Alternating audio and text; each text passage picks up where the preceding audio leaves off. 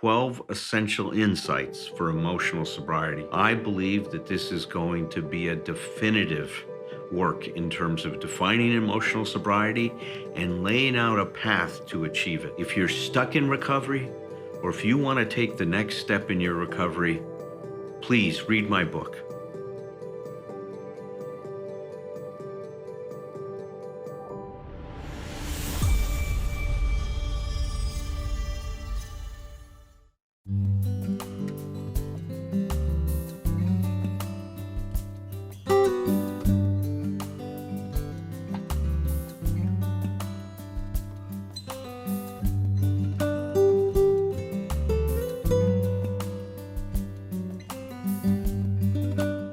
So we're continuing, I think we're concluding tonight on step 7. And my contributions along the way here from step 3 on, when I started, has really been to talk about emotional sobriety as awakening, as an awakening process, an awakening to love.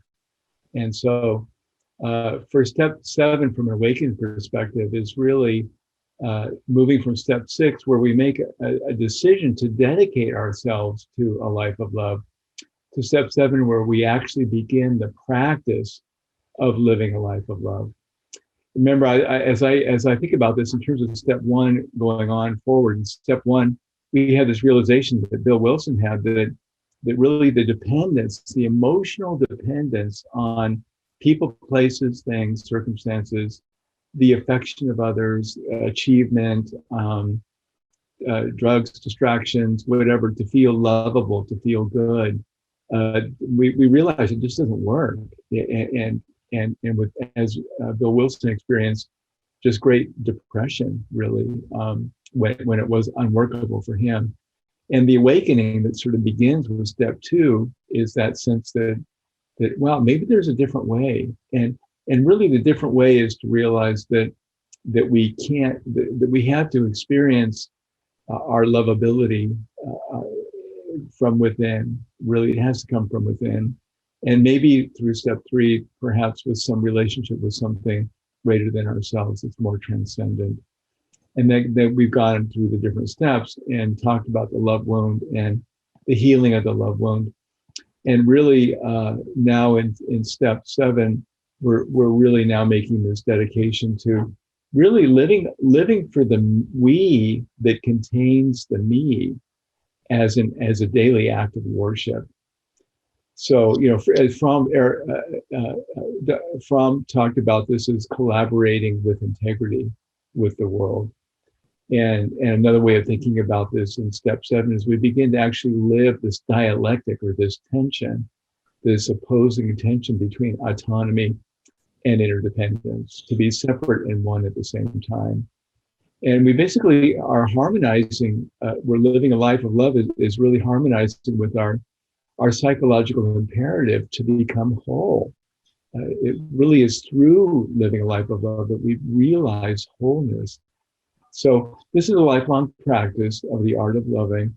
I was disappointed when I read Fromm's book, The Art of Loving, because he devotes most of the book to talking about what love is and different perspectives. And he spends just a few pages really talking about what you actually do to practice the art of loving. And so my comments tonight are going to be a little bit about, taking Fromm to the next step, which is what I think the step 7 is taking that next step of actually realizing all that we can be.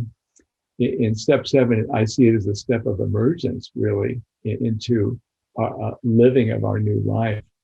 It reminds me a little bit of step 3 in terms of aligning and interweaving also with a higher power, the way that step 7 is worded. And I see that in part as the unconscious within us, and maybe even this idea that Jung talks about of the collective unconscious, and really tapping into that and really humbly devoting ourselves, of giving our lives over. There's a sense of a surrenderedness, of a devotion, a loving, humble, grateful devotion of our lives to loving ourselves and others and savoring this precious gift of existence. Now, I sort of boiled, if you weigh the 12 steps down into 3 steps that I teach clinically in my practice and write about And I've shared them with you before tonight, for those of you who've heard me before. And those 3 steps are the 3 A's of awakening, which are attending, appreciating, and acting with love. And it's really in step 7, we begin this intentional practice of attending, appreciating, and acting with love. Attending and appreciating, what that really, the combination of those 2 is really the beginning of the practice of love, which is cultivating loving awareness. The loving awareness is the root. When we develop loving awareness, we basically develop a sense of reverence for life, for ourselves, and for others that is radical, if you will, in terms of just the root of everything, and very unconditional. It doesn't fluctuate feelings of anger or boredom or loneliness or disgust or fear. It's just there continuously in the background. It's an attitude of reverence. So what we want to do is begin a practice of being present, loving presence, looking closely. I've talked about especially looking closely at pain. This is so important to look directly into our love wound, our feelings of unlovability or unworthiness, and really look right through the center, deep to the center of the pain, to the origins, oftentimes in past experiences of trauma, abuse, and neglect. And then the other thing that I think is really important for practicing loving awareness is to really attend very carefully to judgments and negative judgments that are just flying around all over the place. It's almost like we live in a battleground where we're being onslaught with negative judgments all over the place. And really, we're neurobiologically wired to judge. We have judging brains. That's how we've evolved to survive up until now. And really replacing judgments now intentionally on purpose with discernment, which is moving from good and bad to just seeing whether something is helpful or harmful, and taking out that negative valence of batting on the universe or reality or ourselves or others. And with that, what arises is total self-reverence of all that we are and of all that we each other are. And we're seeing all things and all people, including ourselves, as sacred through this practice. That is so important for then having the motivation and the inspiration to love, having the courage to live authentically, to confront, our weaknesses and our dark side, and to really live with those and integrate in an integrated, acceptant way. And also with the faults and flaws of others. With this practice of appreciative attending, my experience has been, and really the world's literature, and the experience of others really very universally reflects this, is that there is sort of a falling away of shame and blame as we evolve in this practice of appreciative attending. And radical reverence then creates the fertile ground for personal, interpersonal, and spiritual growth. So we now are taking on the task in step 7 of loving ourselves rather than depending on external sources to heal our love wound. And we're healing our love wound through the cultivation of our own loving awareness. We do this. This is our job and no one else's, though others can support and guide us, as this meeting, I think, is doing for many people. So for me, this practice starts with the practice of cultivating a loving awareness, starts each day in stillness and ends in stillness with an intention to love. So I would like to, I uploaded a file, and I would like to basically just read this dedication that I've memorized, and I've uploaded it for you all and invite you all to look at it and see what you think of it. But basically, this is a dedication that I read at the end of my morning meditation every day. And it's my dedication to living an intentional life of love. So I'll just read this for you if you all want to join me in this. Again, this is off the prayer of St. Francis, adapted from him. I wish I could take credit for total originality, but I can't. May I be a channel of love. May I heal hatred with love. harm with forgiveness, doubt with faith, despair with hope, darkness with light, sadness with joy. May I seek more to console than to be consoled, to understand than to be understood, to love than to be loved. For I know that in giving we receive, in forgiving we are forgiven, and in transcending self we realize our greatest joy. So that's just an example of the kind of intentional devotion that I personally practice, that I've developed. And I start my day with that. And then I try and carry that loving awareness, that stillness in motion, I call it, to be still while still moving. That is everything. And then with that inspiration, with that reverence, with that groundedness, with that giving oneself over to be a channel of love, we then act with love. And we love ourselves, and we allow others to love us as part of loving ourselves. We ask for help, but we don't abdicate personal responsibility for our lives. And we love others. We love ourselves. We love others. We allow others to love us.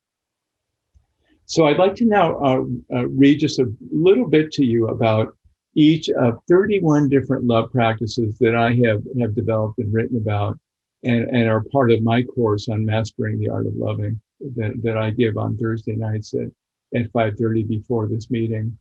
So the first practice is abstaining from harm. This is probably so important that I had it once as the 4 A's of awakening, with abstaining being one of the 4 A's, but then I consolidated it into one of the 31 love practices. This includes harming yourself and others in words or deed. We abstain from good now, bad later impulses and cravings, such as lashing out at someone in anger or engaging in harmful addictions. Instead, abstaining involves metabolizing anger into constructive responses to harm and finding loving ways to soothe ourselves. Sometimes a loving thing to do is painful, such as telling someone a painful truth they need to know.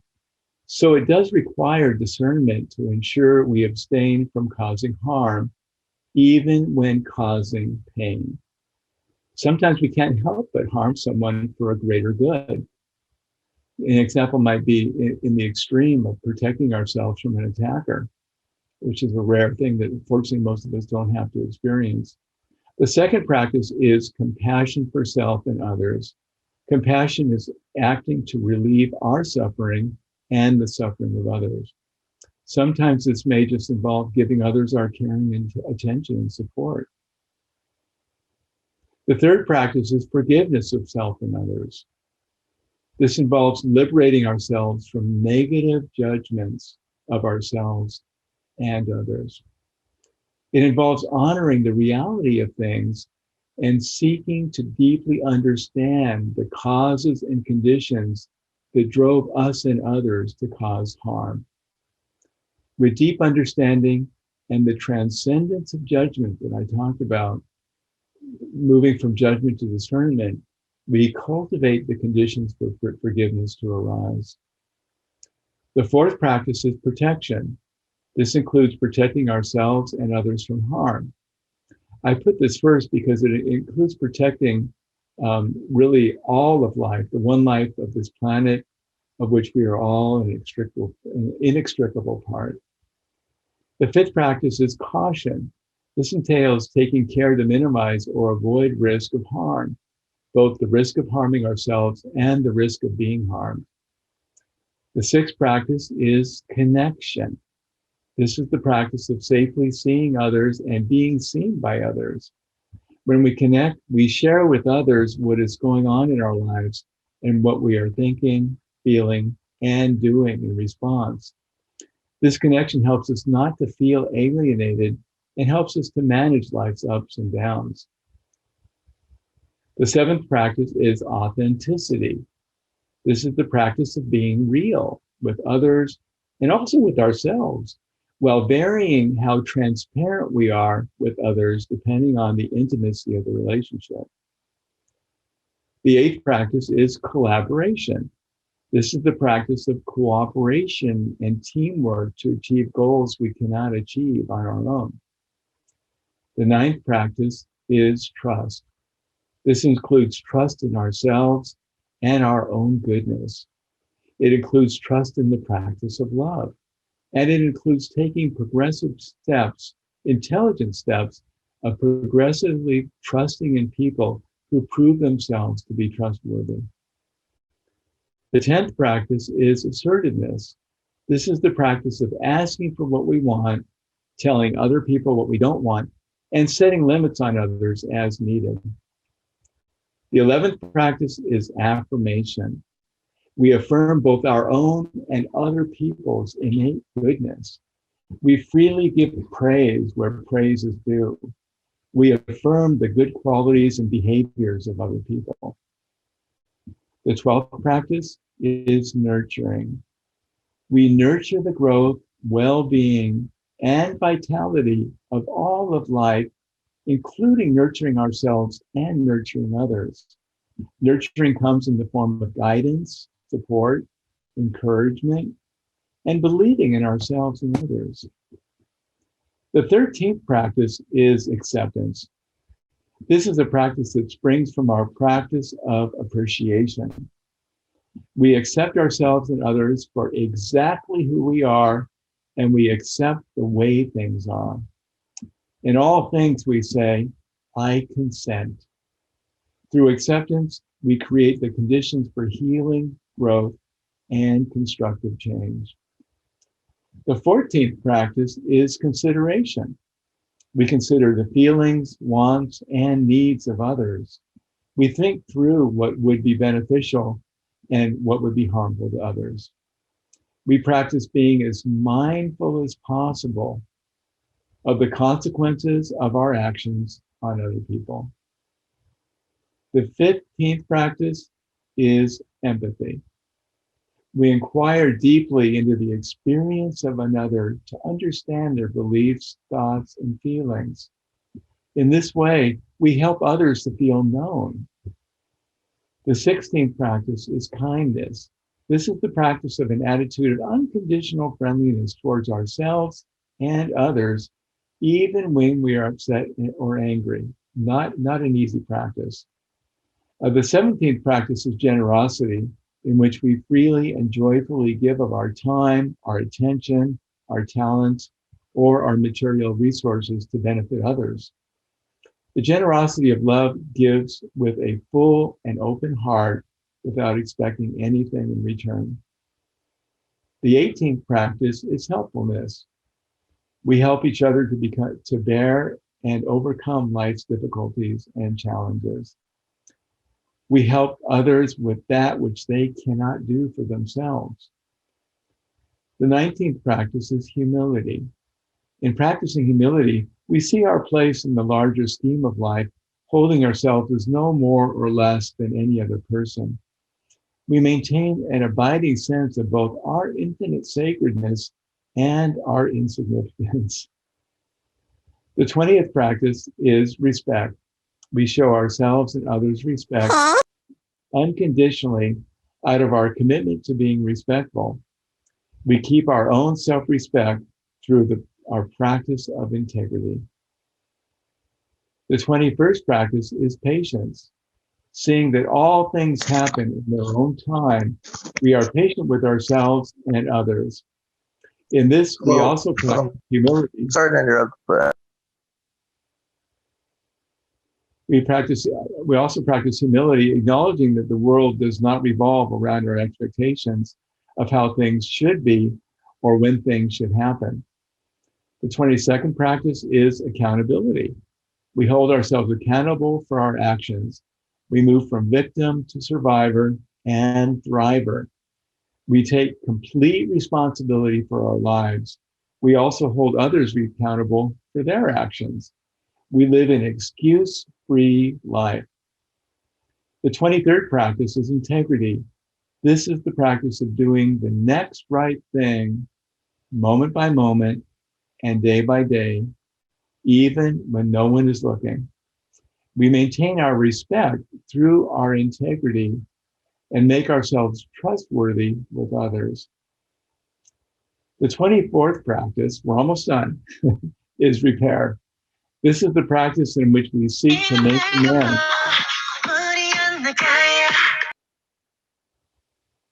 and provide restitution for the harm we have done. The 25th practice is courage. Courage is doing what is right and good, what is loving despite our fear. Courage helps fortify our integrity when there is a risk of harm. The 26th practice is discipline, the D word. Discipline is the capacity to do what is best for us and others, even when we don't feel like it. I think somebody, Jonathan, I think your mic is on. Yeah, I think we're getting attacked, so I'm trying to kick people out as we go along. Okay. Are we getting Zoom bombed? It could be. See, Alan doesn't show up and all kinds of stuff falls apart. Oh, there you go. Okay. Discipline involves consistency and persistence in the face of tedium and temptations. The 27th practice is contentment. Contentment is being happy with who we are, with the people in our lives, and with our life situation, just as it is. It is a practice of reverence for this moment, for others, and for ourselves, just as we are. When we are content, this moment is more than enough. And as they sometimes say, enough is a feast. The 28th practice is gratitude. This is the practice of being thankful to others for how they have benefited us and for the good in our lives. The practice of gratitude also stems from our practice of appreciation. The 29th practice is hope. One form of hope in particular, mature hope, sees that in the long run, good prevails over evil and things will eventually work out somehow, some way. Hope sees there is good even in quote unquote bad situations. Hope sees a path to a better future. The 30th love practice is endurance. Endurance is the ability to withstand hardship and adversity. It is the capacity to keep going when the going is rough. Our love gives us the grit. Our love gives us the grit to persist and prevail. The 31st practice, the last one, is devotion. Out of reverence, we devote ourselves to the people in our lives, to our life purpose, and to our love-based principles, and to the practice of loving. So you can see that there are many ways to love, many ways to love. There are many ways to benefit yourself and others. And together, we weave these 31 practices into a tapestry of the art of loving.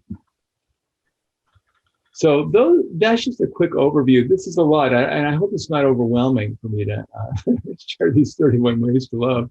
31 ways to love your lover.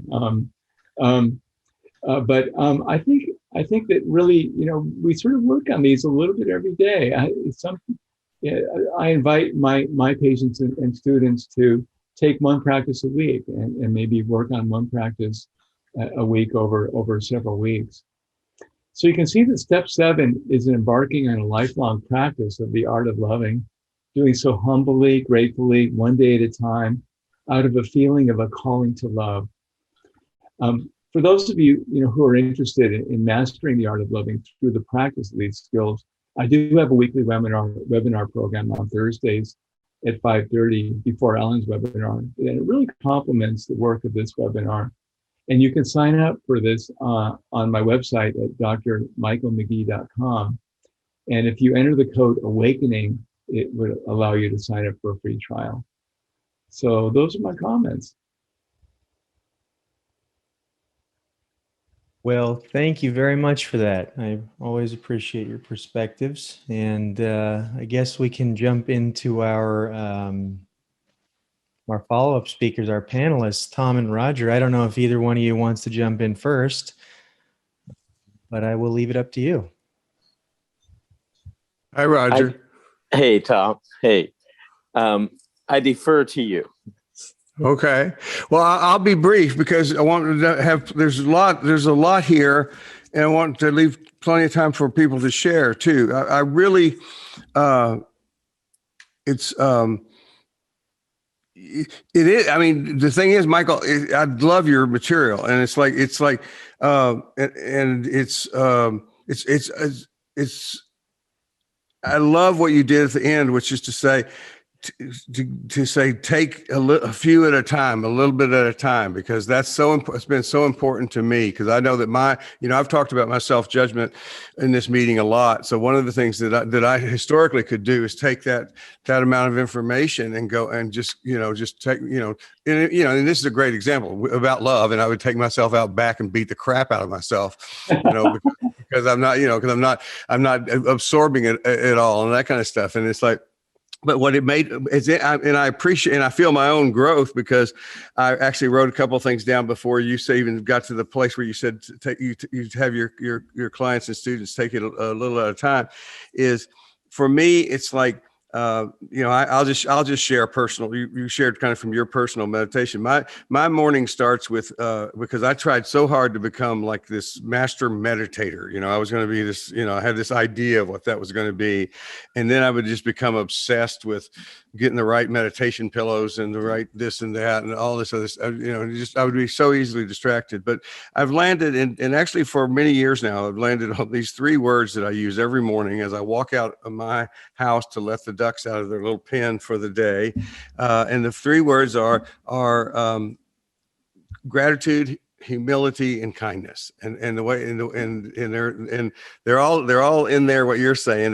But those are just 3 of those words that I connect to the most. And I actually have this thought, this very conscious thought, that if my day can include those 3 things, it's a good day. And it's and I also have used a practice where I just try to, and I encourage my clients to do this sometimes too, just get one sentence that is a good way to start your day. And I use this one driving into work, which is, mine is quite simple. It's help me be, I guess it's a prayer. Help me be useful today and to have a nice time.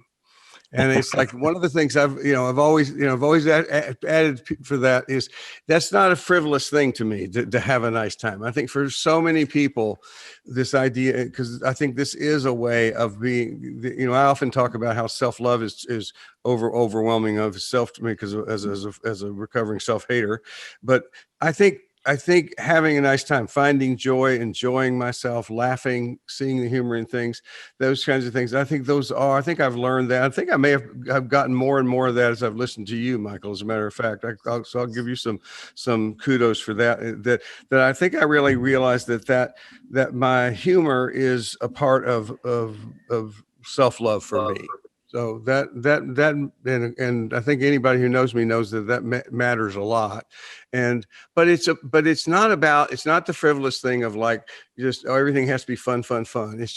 It's about finding joy. It's not, that's not always just the hilarious fun stuff, but just, it's like when you're working with if you're working with a client in a very intense way, even with deep pain, there's joy in that. It's like because you're connected. It feels like the joy is so much a part of the purpose. So anyway, that's what I would just say is just, and what I would say to people who are getting this stuff is to take what get what you have there and read through it again and look through it and realize it reminds me of reading one of, Anthony DeMello's books. I love Anthony DeMello, and my favorite book is Awareness.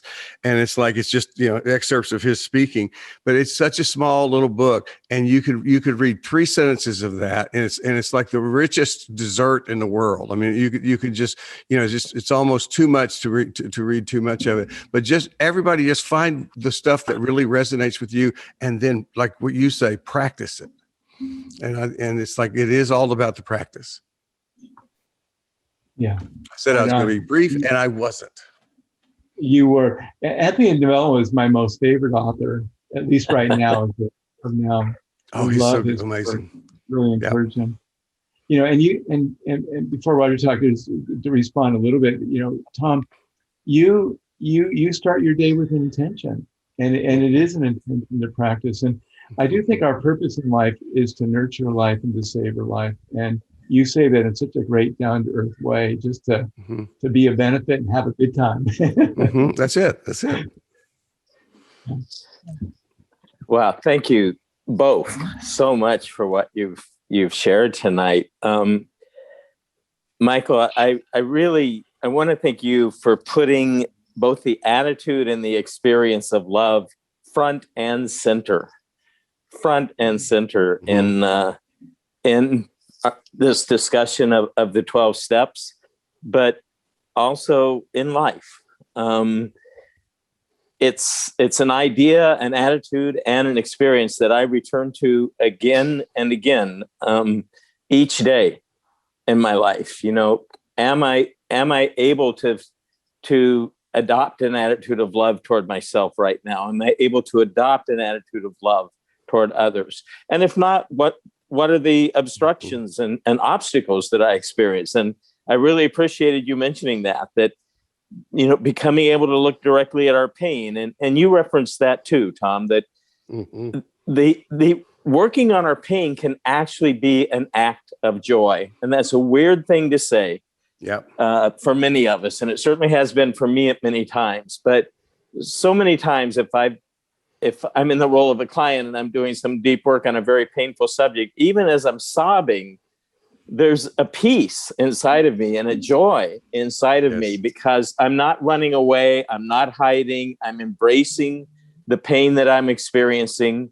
I try to appreciate the courage and the willingness in myself that it takes to do that, or my anger.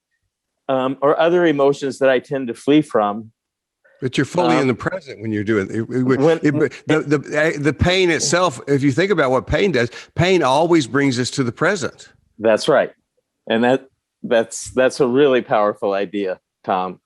I often tell myself and my clients that, to me, the greatest challenge I face in my life, and I think many of us face in our lives, is to learn how to love myself and love others more fully each day.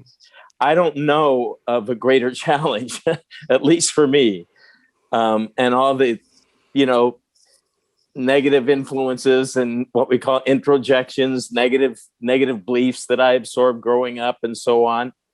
I don't know of a greater challenge or a more worthy challenge.